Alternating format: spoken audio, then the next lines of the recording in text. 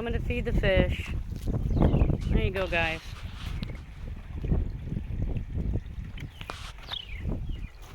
Yeah, here comes everybody else. We got a heck of a glare on the pond today because it's getting dark.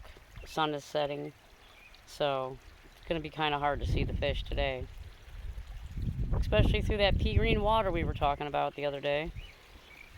Well, we've got the electricity hooked up. Yay! So that's done. So now we have electricity. I just have not taken it out of underneath the bucket and plugged it in yet, just because we had really bad winds today, and it was just so windy. I didn't want to come out here and deal with the heavy winds and stuff, blowing everything around. But we got the other one over here, so yay, that's done.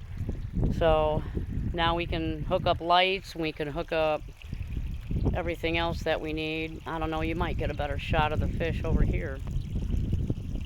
Hard telling. Gosh, maybe if I go over this way. No, I don't know.